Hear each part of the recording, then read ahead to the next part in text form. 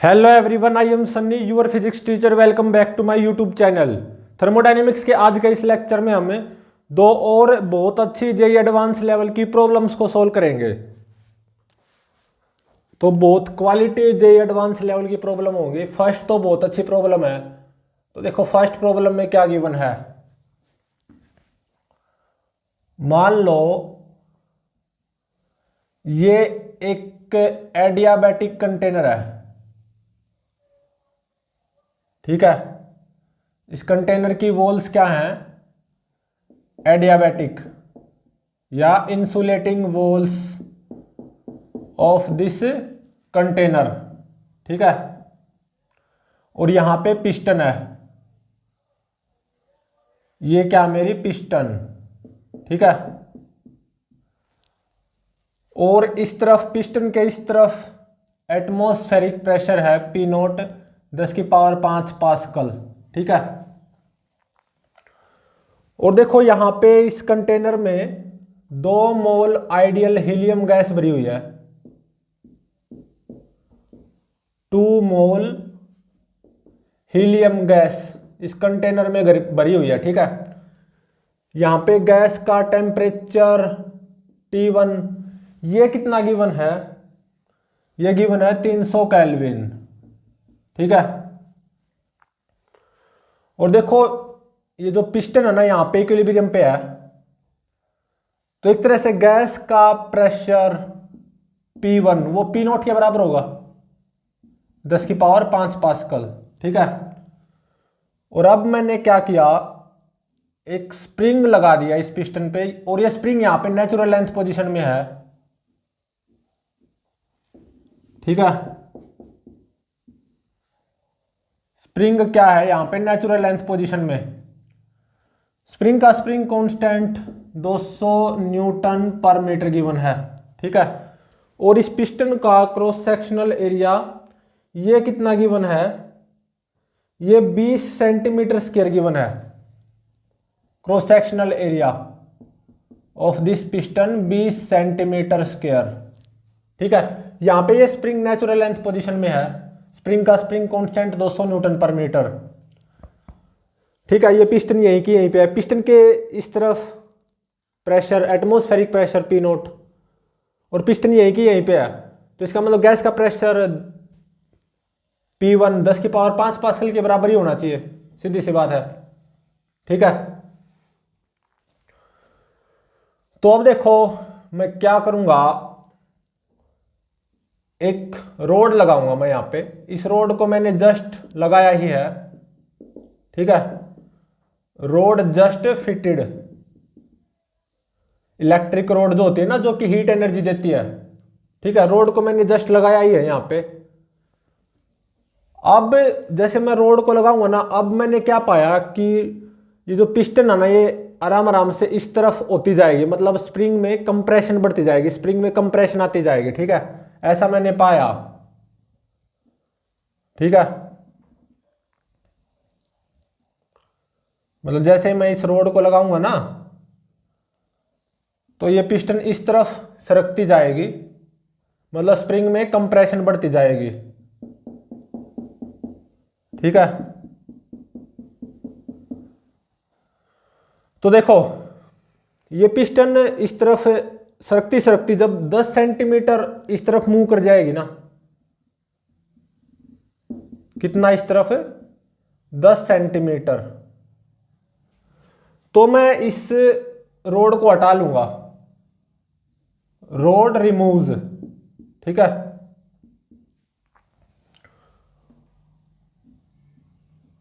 और यहां पे स्प्रिंग में कंप्रेशन आ चुकी है, 10 centimetre compression in this spring, ठीक है। 10 सेंटीमीटर से स्प्रिंग कंप्रेस हो चुका है ना।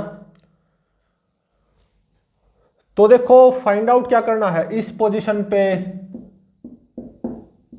गैस का टेम्परेचर T2 वो क्या होगा, ठीक है।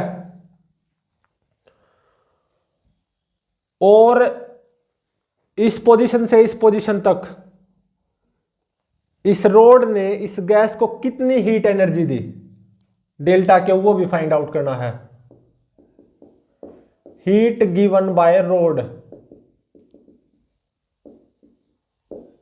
टू गैस, ठीक है।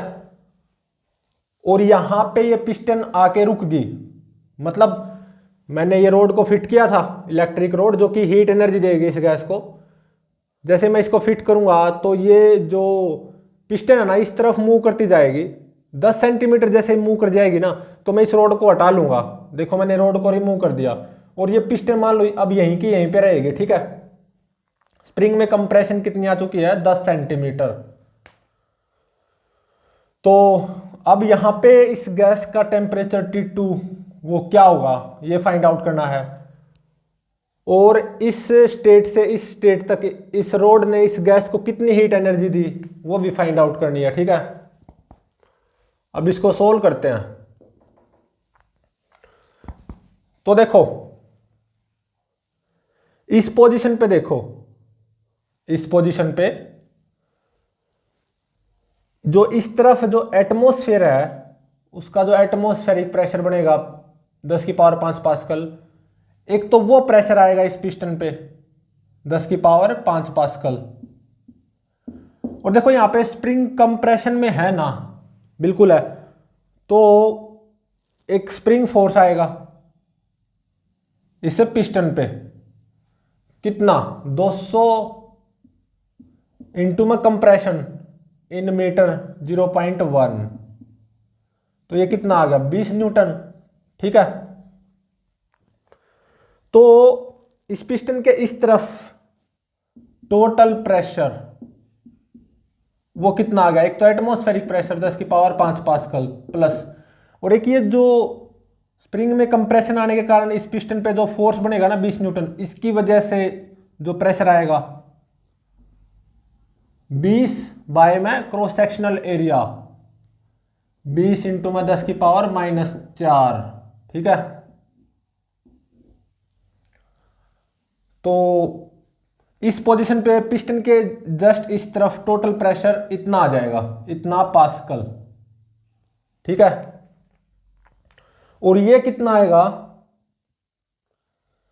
ये आएगा यहां पे 11 के बाद में 4 जीरो और हैं, 1 2 3 4 जीरो, इतने पास्कल। और पिस्टन यहां पे आराम से रुकी हुई है, तो इसका मतलब पिस्टन पे नेट फोर्स 0 होना चाहिए। तो पिस्टन के जस्ट इस तरफ टोटल प्रेशर इतना, तो पिस्टन के जस्ट इस तरफ जो गैस की वजह से प्रेशर बनेगा वो इतना ही होना चाहिए। तो इसका मतलब P2 वो कितना आ गया 11, फिर उसके बाद में 4 जीरो, इतने पास्कल, ठीक है। तो अब देखो यहां पे आइडियल गैस इक्वेशन अप्लाई कर दो, गैस का प्रेशर 10 की पावर 5 पास्कल इंटू में गैस का वॉल्यूम V1, ठीक है। यहां पे गैस का वॉल्यूम क्या है V1, PV1 is equal to N number of moles 2, R 8.3, gas का टेम्परेचर 300 केल्विन। तो यहां से V1 ऑब्वियसली मीटर क्यूब में आएगा, और ये कितना आएगा 0.0498 मीटर क्यूब, 0.0498 मीटर क्यूब, ठीक है। तो अब देखो इस पोजीशन पे गैस का जो वॉल्यूम होगा V2 वो कितना होगा, this volume V1 0.0498 plus this volume, ये वॉल्यूम क्या होगा 0.1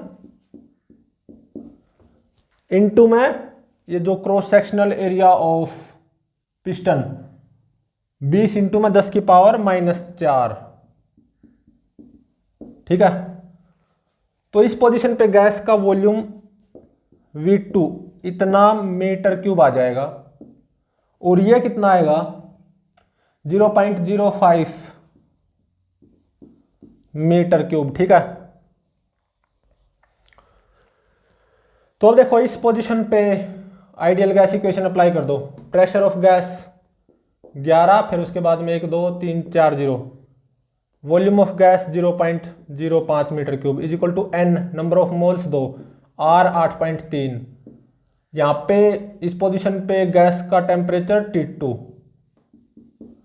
तो यहां से T2 की वैल्यू ऑब्वियसली केल्विन में आएगी और ये कितनी आएगी 331 केल्विन। ठीक है,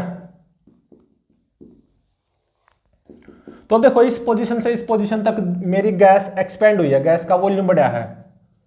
ठीक है, मैंने इस पोजीशन से इस पोजीशन तक इस रोड को लगाए रखा, ये पिस्टन इस तरफ मूव करती गई। जब पिस्टन मूव करती करती 10 सेंटीमीटर मूव कर गई, मैंने इस रोड को हटा लिया और अब ये पिस्टन यहीं की यहीं पे रहेगी। स्प्रिंग में कंप्रेशन कितनी आ गई 10 सेंटीमीटर। ठीक है, तो इस पोजीशन पे गैस का टेम्परेचर कितना होगा 331 केल्विन। अब देखो इस पोजीशन पे गैस का टेम्परेचर T2 जो कि पूछ रखा था वो निकल गया।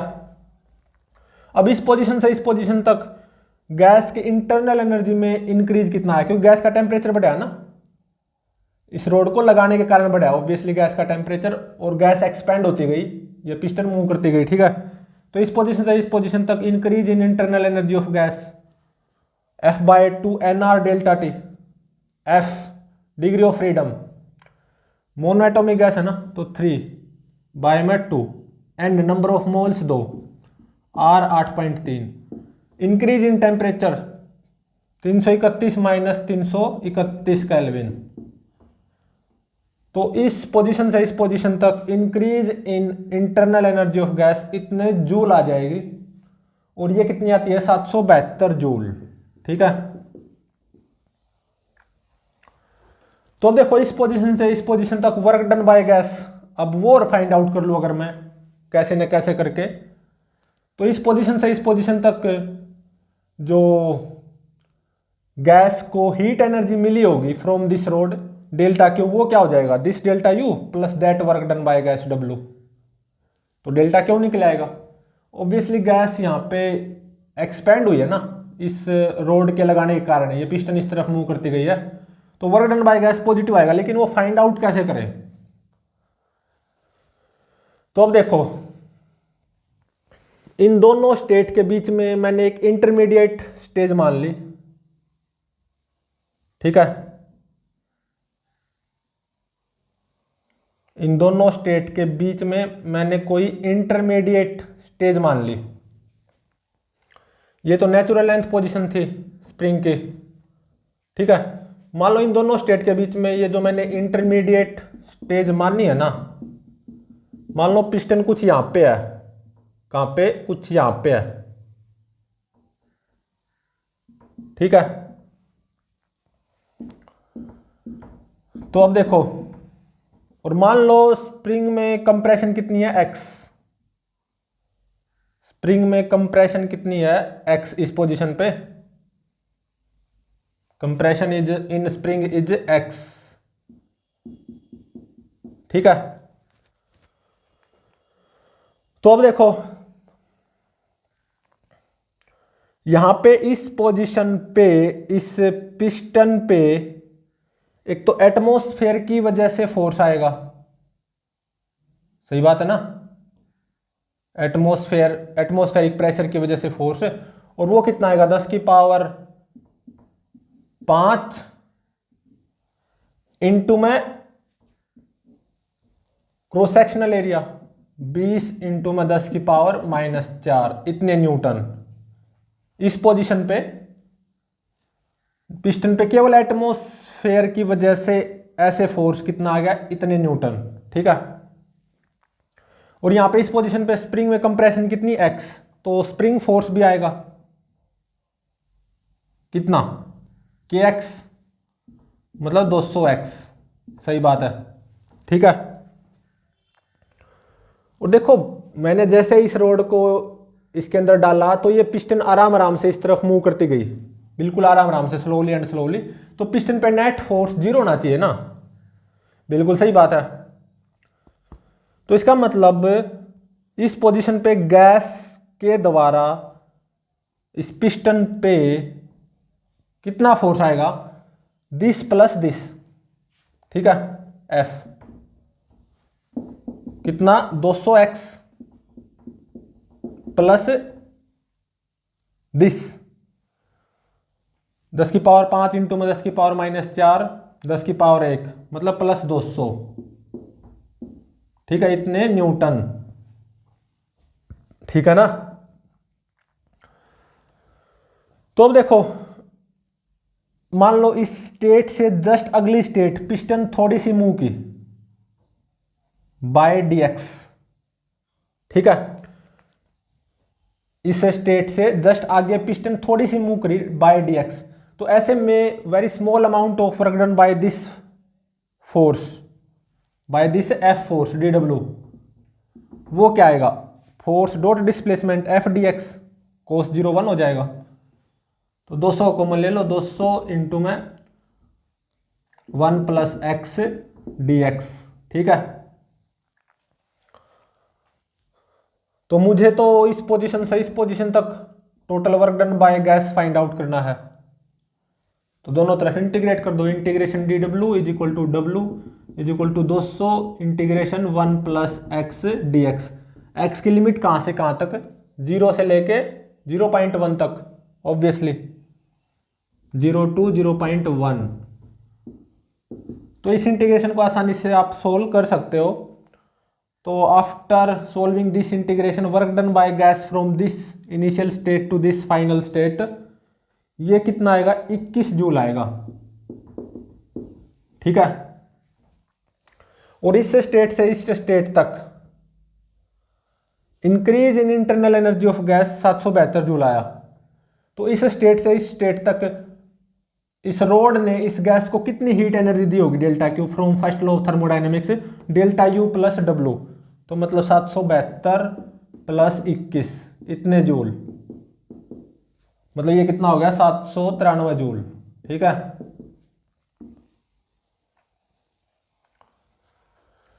तो जैसे ही मैं यहाँ पे इस रोड को लगाऊंगा ना, गैस का टेम्परेचर बढ़ता जाएगा, ठीक है, और ये पिस्टन इस तरफ मूव करती जाएगी,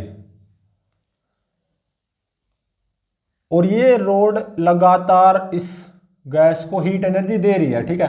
ये पिस्टन इस तरफ मूव करती जाएगी, गैस का टेम्परेचर बढ़ता जाएगा, मतलब गैस एक्सपैंड होती जाएगी, पिस्टन इस तरफ मूव करती जाएगी ना। तो मान लो पिस्टन इस तरफ मूव करती करती जब 10 सेंटीमीटर मूव कर जाएगी, मतलब जब स्प्रिंग में कंप्रेशन 10 सेंटीमीटर आ जाएगी, तब मैं इस रोड को हटा लूंगा। ऐसे में यहाँ पे इस गैस का फाइनल टेम्परेचर कितना होगा, T2 331 केल्विन। और इस पोजीशन से इस पोजीशन तक इस रोड ने इस गैस को कितनी हीट एनर्जी दी होगी, 793 जूल, ठीक है। तो ये अच्छा जेई एडवांस लेवल का न्यूमेरिकल था, बहुत अच्छा। तो अब देखो सेकंड न्यूमेरिकल, ये भी अच्छा न्यूमेरिकल है।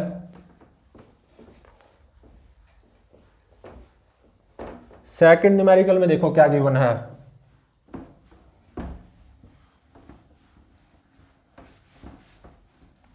Numerical number second.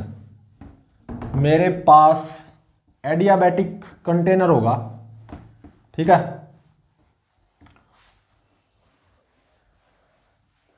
In fact 2 adiabatic container होंगे, उनमें आइडियल गैस भरी होगी, ठीक है।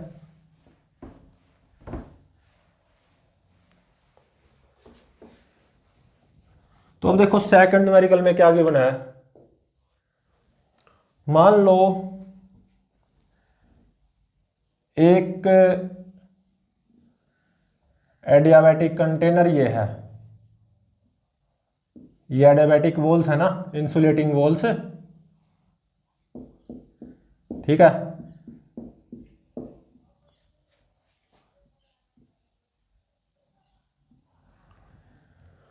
तो देखो यहां पे एक स्टॉपर है, ठीक है, स्टॉपर लगा हुआ है, ये बहुत पतली सी पाइप है, और दूसरा एडियाबैटिक कंटेनर ये है, ठीक है। वॉल्स क्या है, एडियाबैटिक, एडियाबैटिक वॉल्स। यहां पे ये क्या है, स्टॉपर। इस कंटेनर का वॉल्यूम V1, इस कंटेनर का वॉल्यूम मान लो V2, ठीक है। इस कंटेनर में आइडियल गैस भरी हुई है, आइडियल गैस, ठीक है। मान लो इस गैस का प्रेशर P1, टेम्परेचर T1 और सेम आइडियल गैस इस कंटेनर में भरी हुई है। मतलब इसमें अगर हीलियम है तो इसमें भी हीलियम है, समझ रहे हो ना। सेम गैस इस कंटेनर में भरी हुई है। प्रेशर ऑफ गैस मान लो P2, volume of gas V2, temperature of gas T2। ठीक है। मान लो इसमें नंबर ऑफ मोल्स N1 है, इसमें नंबर ऑफ मोल्स N2 है गैस के, और यहाँ पे स्टॉपर लगा हुआ है। ठीक है। मतलब ये इन गैस की मिक्सिंग नहीं हुई है, ये सेपरेटली अलग अलग कंटेनर में गैस भरी हुई है। सेम गैस है, जैसे ये हीलियम है तो ये भी हीलियम। ठीक है, ऐसा कुछ है। तो देखो अब मैं क्या करूंगा, इस स्टॉपर को हटा दूंगा। नाउ स्टॉपर रिमूव बाय मी, इस स्टॉपर को हटा दूंगा। ठीक है। तो ये दोनों गैसेज आपस में मिक्स होंगी, बिल्कुल। अब मैंने क्या किया, इस स्टॉपर को हटा दिया बस। ठीक है।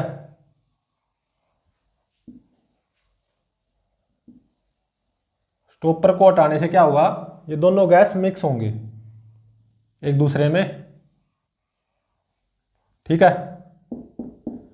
और ये ध्यान रहे एडियाबैटिक वॉल्स हैं चारों तरफ, insulating walls, heat insulating walls.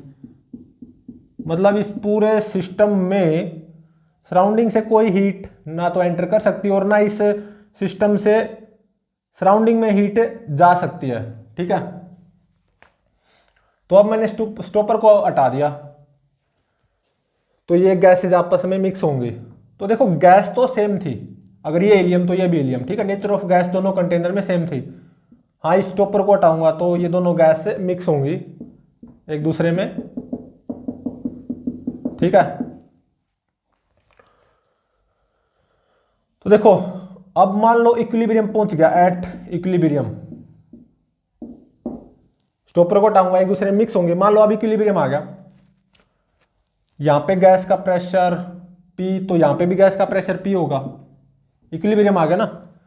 Temperature T, इस कंटेनर में भी टेम्परेचर T होगा, बिल्कुल। ठीक है। हाँ, इस कंटेनर का वॉल्यूम तो V1 ही रहेगा ना, इस कंटेनर का वॉल्यूम V2। ठीक है। तो P और T ये दोनों फाइंड आउट करने हैं। मतलब इक्विलिब्रियम पे इस गैस का टेम्परेचर और प्रेशर P और T दोनों फाइंड आउट करने हैं।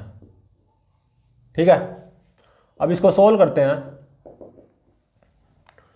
तो देखो मान लो इक्विलिब्रियम पे इस कंटेनर में कितने नंबर ऑफ मोल्स है N1 डैश, और इस कंटेनर में इक्विलिब्रियम पे कितने नंबर ऑफ मोल्स हैं गैस के N2 डैश। ठीक है।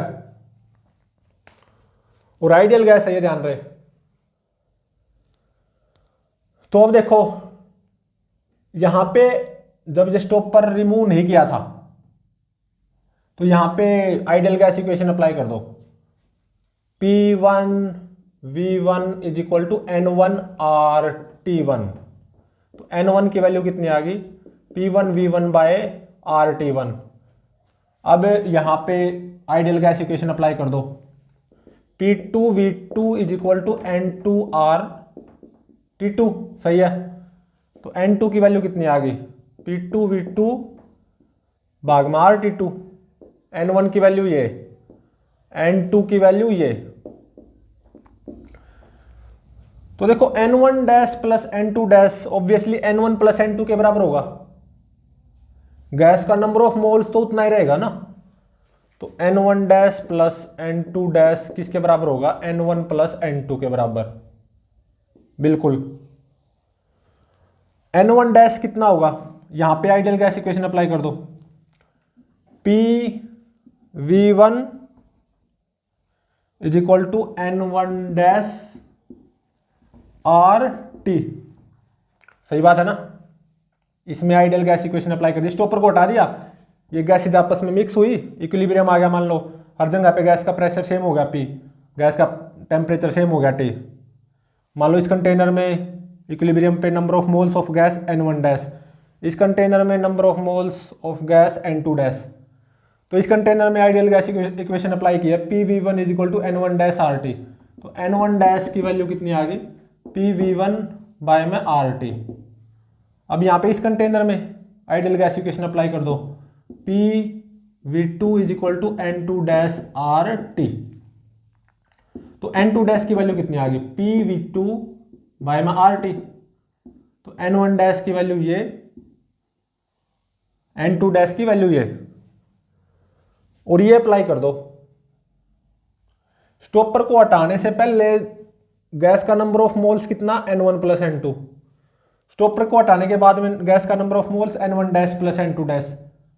तो गैस का अमाउंट तो उतना ही रहेगा ना, तो N1 dash plus N2 dash should be equal to N1 plus N2। तो N1 डैश की वैल्यू पुट करो, PV1 बाय में RT plus N2 dash PV2 by में RT is equal to N1 plus N2। तो यहां से 1 bye R common आएगा, P1 V1 bye T1 plus P2 V2 bye T2, और R से R कैंसल हो जाएगा। ठीक है, बिल्कुल सही है।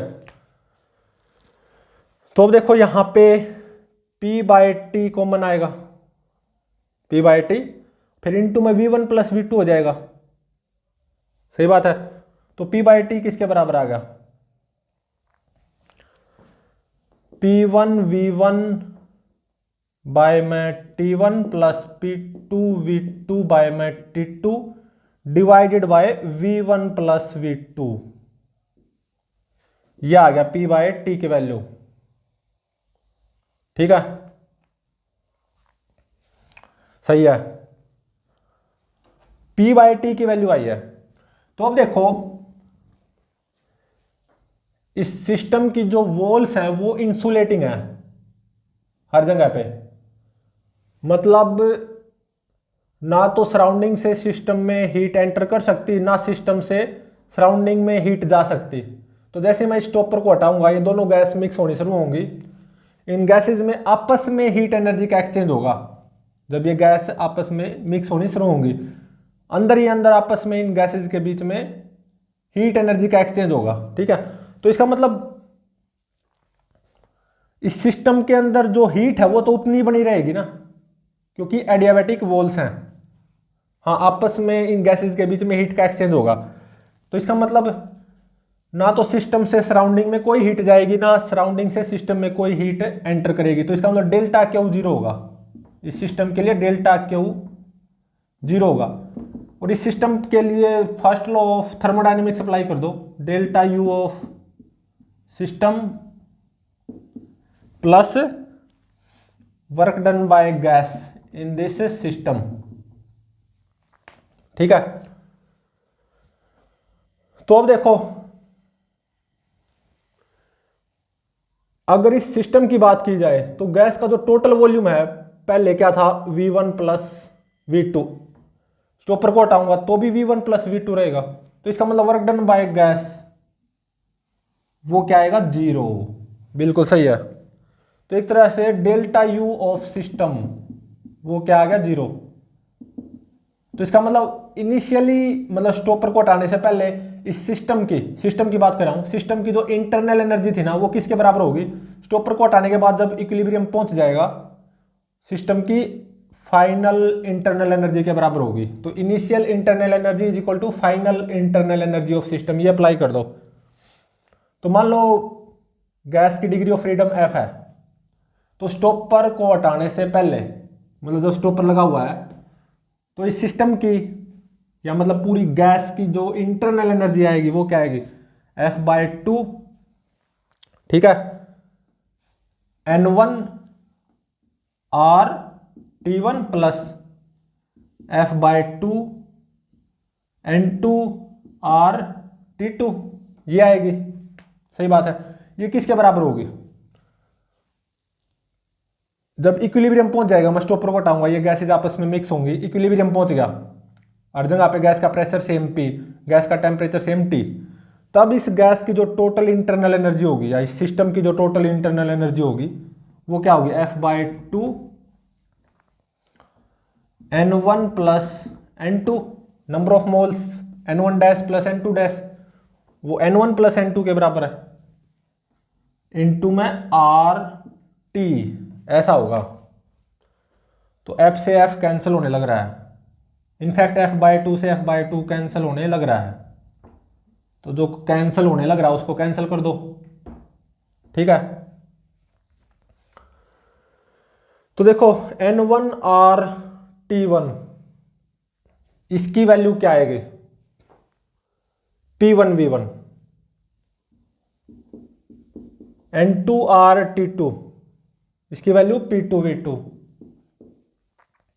Is equal to N1 plus N2RT, ये किसके बराबर आएगी, N1 प्लस N2RT। कैसे, ये पूरी गैस है ना इक्विलिब्रियम पे, number of moles N1 plus N2, हर जगह पे temperature of gas T, equilibrium पे बात कर रहा हूं मैं, गैस का प्रेशर हर जगह पे सेम P, तो P इंटू में volume of gas total V1 plus V2, P into में V1 plus V2 is equal to N1 plus N2RT। Ideal gas equation apply कर दी ना इक्विलिब्रियम पे इस पूरी गैस पे, तो N1 प्लस N2RT इसकी वैल्यू क्या आ गई, P इंटू में V1 प्लस V2, ठीक है। तो P इंटू में V1 प्लस V2, तो यहां से P की वैल्यू ये क्या आ गई, P1V1 plus P2V2 divided by V1 plus V2, ठीक है, ये आ गई। P की वैल्यू तो निकल गई, मतलब जब मैं स्टॉपर को हटाऊंगा ये दोनों गैसेज आपस में मिक्स होनी शुरू होंगी, इक्विलिब्रियम पहुंच जाएगा, गैस का हर जगह पे प्रेशर सेम होगा, टेम्परेचर सेम होगा, तो वो जो हर जगह पे गैस का प्रेशर जो सेम होगा ना P, वो तो निकल गया। अब जो सेम टेम्परेचर होगा T, वो फाइंड आउट करना बाकी है। तो अब देखो P/T इतना आया था, ठीक है, और P इतना आया है, तो P की ये वैल्यू यहां पे जब आप पुट करोगे ना तो T की वैल्यू निकाल सकते हो, तो T की वैल्यू ये कितनी आएगी, T1 T2 इंटू में P1V1 plus P2V2 divided by P1V1 T2 plus P2V2 T1, ठीक है, ये आएगी। T की वैल्यू भी निकल आई, तो बस सारा न्यूमेरिकल सोल्व हो गया, एक आंसर ये हो गया या दूसरा आंसर ये हो गया। तो मैं इसको रिवाइज करता हूं थोड़ा सा, ये भी एडियाबैटिक कंटेनर, ये भी एडियाबैटिक कंटेनर, इसमें भी गैस भरी हुई, इसमें भी गैस भरी, दोनों में सेम गैस भरी हुई है, मतलब इसमें अगर हीलियम तो इसमें भी हीलियम, ठीक है, ऐसा कुछ है। तो फिलहाल स्टॉपर लगा हुआ है, इसमें गैस का pressure P1, volume V1, temperature T1, इसमें गैस का pressure P2, volume V2, temperature T2। अब मैं इस स्टॉपर को हटाऊंगा तो ये गैसेज आपस में मिक्स होनी शुरू होंगी, इन गैसेज के बीच में हीट एनर्जी का एक्सचेंज होगा, ठीक है।